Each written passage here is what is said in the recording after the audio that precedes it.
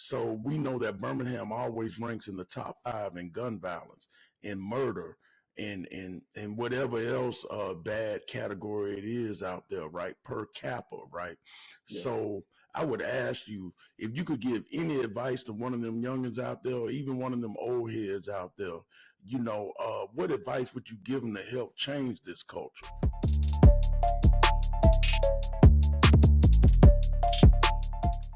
Hello, and welcome to the Bookkeeper 247 podcast, where we explore the intersection of faith and culture through the lens of Christian hip hop.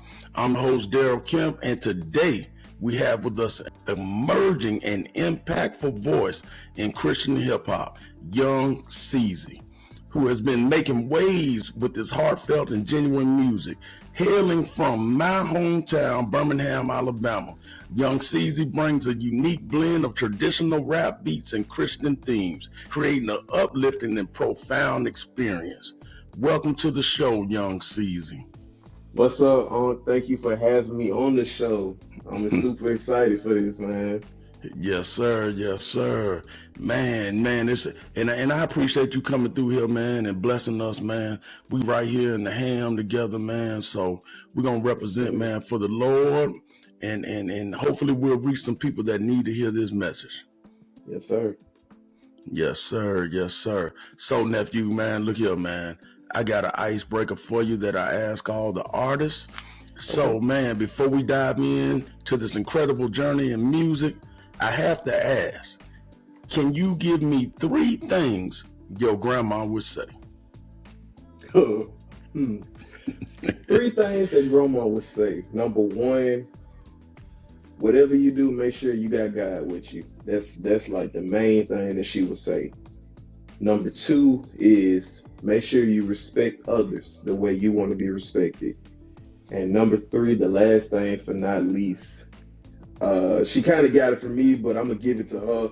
I ain't doing this with you. Yes, sir. I love that, man. I love grandma giving that insight. And we talked previous before, man, and you gave me some advice that your grandma gave you about prayer, man, and taking your prayers to others. Could you share that advice with us? So one thing about my grandmother is that she's very, very big on praying for others, because she told me this quote before, when you are in need of trouble, always make sure to let people know that will pray for you, because that is very, very powerful. You got people out here that will only just want to hear about your problems and not do anything about it, versus hearing about it and then immediately going into prayer with you. Being a prayer warrior is what she like to call them. So that's one intel I got from her. And another thing is that I got from her is, if you don't understand what God is doing in your life, if you don't understand why he's moving like this, what's he doing in your life, she always used to tell me every time, put it on the shelf and he'll reveal it to you. And ever since I've been taking her advices, I've just been seeing God tremendously work in my life, not only just my life, but my marriage as well. Amen. Amen. Yeah, man, that's sound advice, man. So, man, we've already established that you from Birmingham, man. Man, tell us a little bit, young Cezzy, about your upbringing. Well, first of all, my real name is Corey Sherman Jr. I'm a junior. I was born and raised in Birmingham, Alabama. I was born June 17th, 1997 at UAB. I am the son of Nikisha Cole Sherman, and I am the son of Corey Fitzgerald Sherman Sr. I've been living in Birmingham all my life. From when I was a kid up to like 9 years old, we stayed in Pratt. We stayed in Forestdale, Pratt City, all of that. And I went to Southampton Elementary School. When I was young, we would move a lot all the time, for real. So when I moved from over there, we moved to the east side, where I started going to this old school called Goin Elementary. I went to Huffman Middle School, and then we moved back to the west side, over there in Loving Village, me, my mother, and my brother. At this time, my mom and my dad had just recently got a divorce. I think I was 11 when they got a divorce, and so we moved back to the west side. We moved to Loving Village, And at that time, me and my mom, we wasn't really on good terms. So when I turned 12, going on 13, I went to go stay with my dad, who stayed in Wildwood. At that time, it was called Wildwood Crossing Apartments, but I don't know the name of it now because they said they changed it. But I was staying with him. I was going to Winona at the time, Winona K through eighth, and I left going into my ninth grade year. And my dad and my stepmom moved us to Helena because my dad was saying that, I got to get him out the hood. Like Mm-hmm. the environment around him is starting to pick up, and he's starting to follow in those footsteps. And at that time I was thinking like, man, my dad is being mean because all my friends here, but not knowing my dad is actually caring about my future because he wants me to have a better future. So we moved to Helena, and I went to Pelham my ninth grade through 11th grade year. Now, I'm like, when I went up in there, Unc, I'm not even gonna lie to you, it was a whole different atmosphere. Like, I was going to school with white kids, going to school with Chinese kids. It was a whole interaction in there. Like, I'm like, whoa, this is something new to me.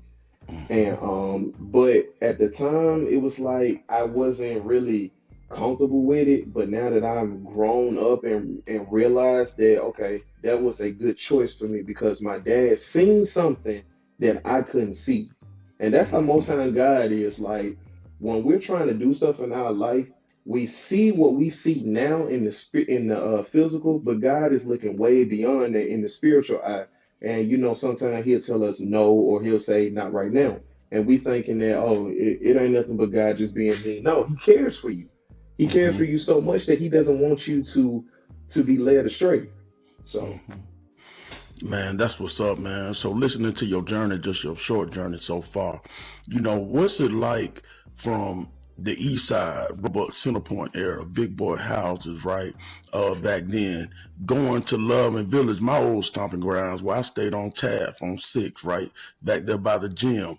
yeah. What's that dynamic, right?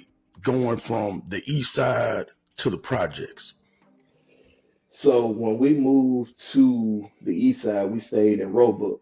And I Mm-hmm. remember exactly our address. It was 1000 Jock Circle. We stayed in a little yellow house, 3 bedroom, backyard and stuff like that. It was nice. But it was my first time ever being in a house, and I had my own, well, I had my own room, but then again, I had to share a room with my brother because at first, he didn't really want to sleep in a room by himself because he was little and stuff like that. But when we had to move from there back to the projects and stuff like that, it was like, dang, it's a whole difference because where we were, it was quiet, really didn't have any really didn't have any crime for real. But when we moved over there, it was like every morning that me and my brother would go to sleep, we'll hear gunshots in the morning. They'll wake us up, gunshots at night. And then at that time, I'm like 12 watching my little brother because my mom, she had to go to work at 7 at night and she get off at 7 in the morning. And so she really ain't had nobody to watch us. If ain't nobody, if it wasn't my grandmother watching us, then I would have to watch my brother. But Mm-hmm. most of the time, it would be me and my brother go over my grandmother's house until she got off work. Until if she couldn't watch us, so my mom would tell us, "Hey, I need you to watch your brother until I get off in the morning." Now I'd be scared sometimes too because living in an environment Mm-hmm. like murders, drug dealings, all of Mm-hmm. that type of stuff. Like I seen all of that over there, and it's like, okay, this is kind of scary. Mm-hmm.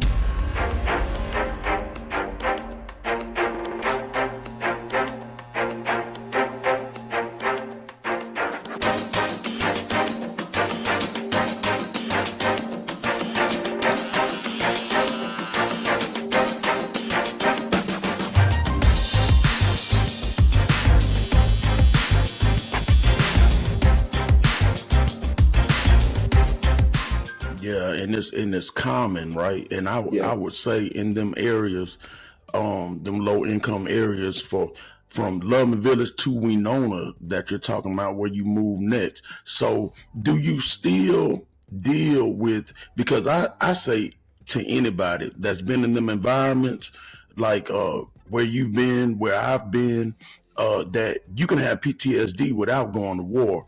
When, just like you saying, you waking up to gunshots, you're witnessing murder, you're witnessing all type of stuff that goes on over there, right?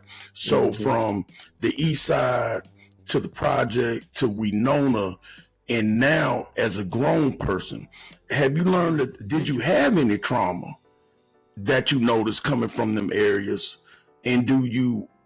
And if you did, have you dealt with it?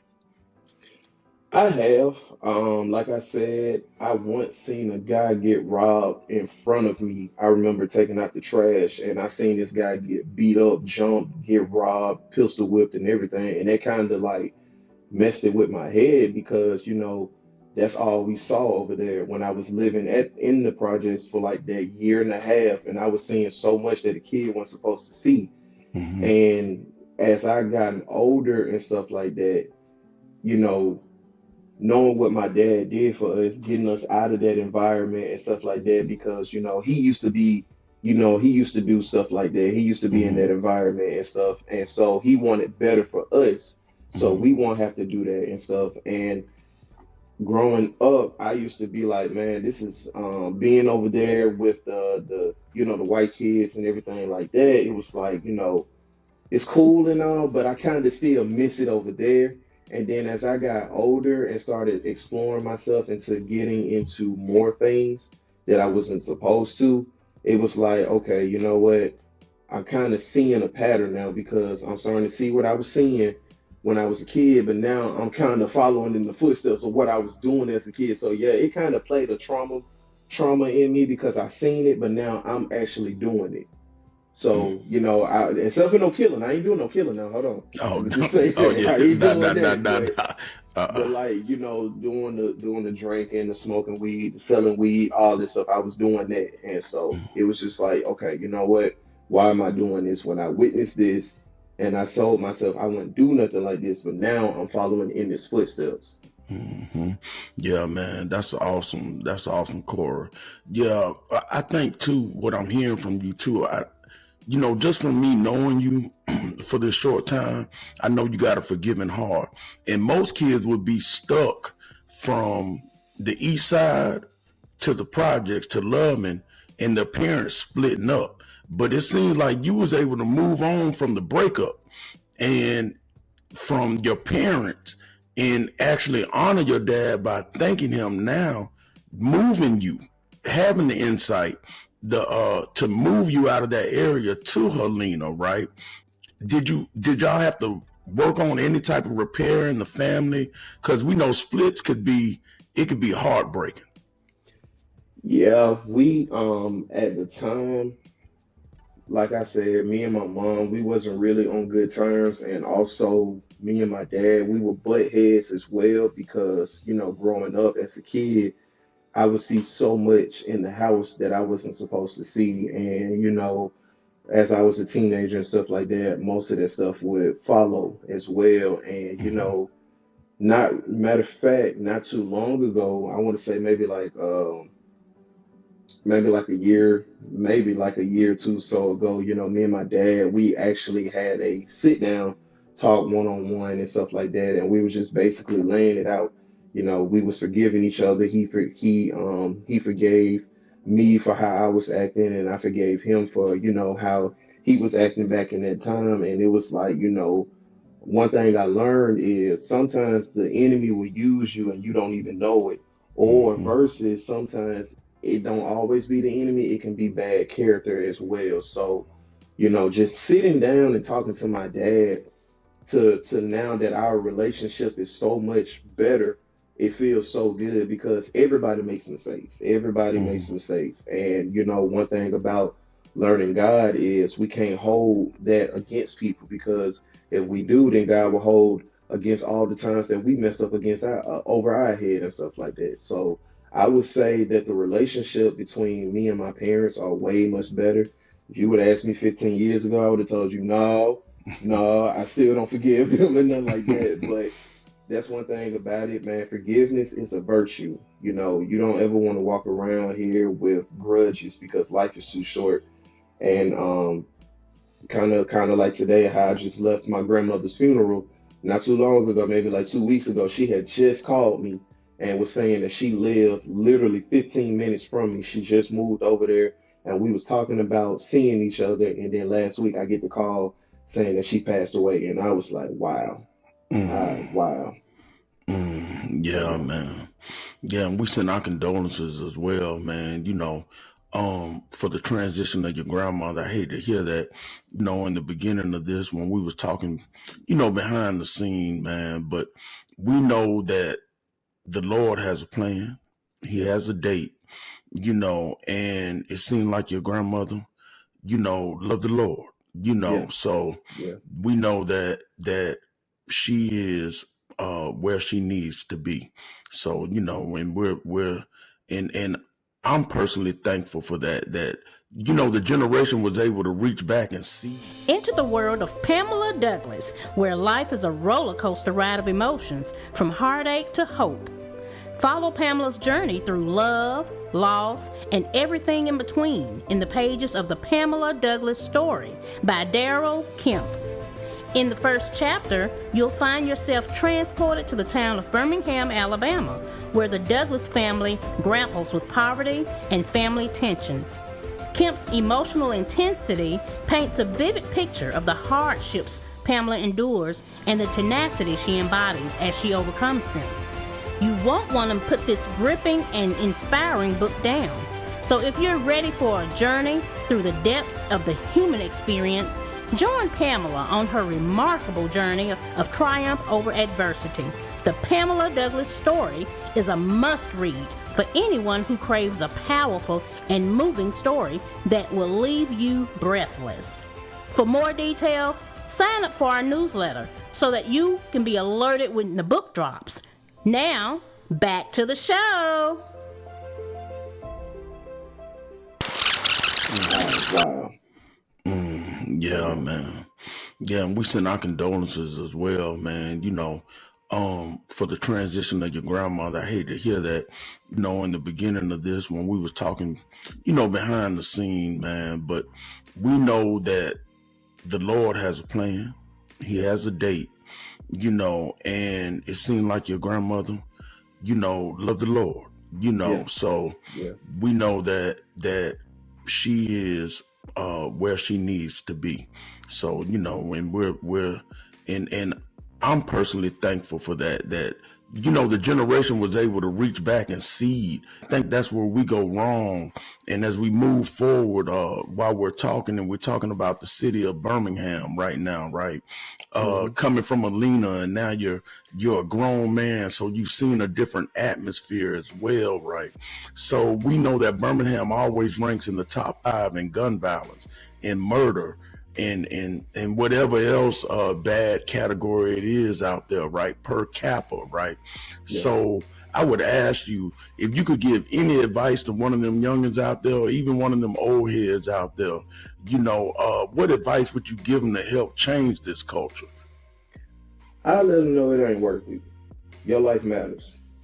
You know, it starts with a thought, but like God said, like His Word says, that we have the power to take captive of any thought that comes towards us. Meaning that we have the power over Satan and his schemes that he is trying to plot in us. Because you just don't wake up in the morning and be like, I'm gonna go kill somebody. No, you sit and dwell on it. Mm-hmm. Like that's how he gets into us. He starts with the mind first, then it works his way to the heart. But I would tell anybody, like you said, old or new, it's not worth it. Like Mm-hmm. before you pull that trigger or before you kill this person or whatever, think about your life first. What you would do in 5 seconds will give you 50 years. Mm-hmm. Don't throw your life away too much, because I have seen it before. As a matter of fact, people in my family has done that before. And Mm-hmm. it's just don't think about the choices that we make. Like, is this really worth it? If I do this, will I be able to, if I do this, I'm not going to see freedom no more. If I do this, I won't see my daughter grow up. I won't see my son grow up. If I do this, I'm going to throw my life away. So I would tell anybody, think about the actions that you do before you do it, good or bad, Mm-hmm. because life Man, is too short. Yes, it is. That's great information too, because we ended up on death row. We ended up overpopulating these prisons. We ended up in the grave. And one time I was talking to some elders, right? And Hmm. they always use the scenario of you can lead a horse to the water, but you can't make them drink. So I had to Hmm. sit back and I thought about that, right? And I said, we've always poured into the next generation, always. So I had to sit back and really think about that. Like, okay, you can lead a horse to the water, but you can't make him drink. So what does that mean? Don't lead the horse to the water? So you just stop leading the horse, Yeah.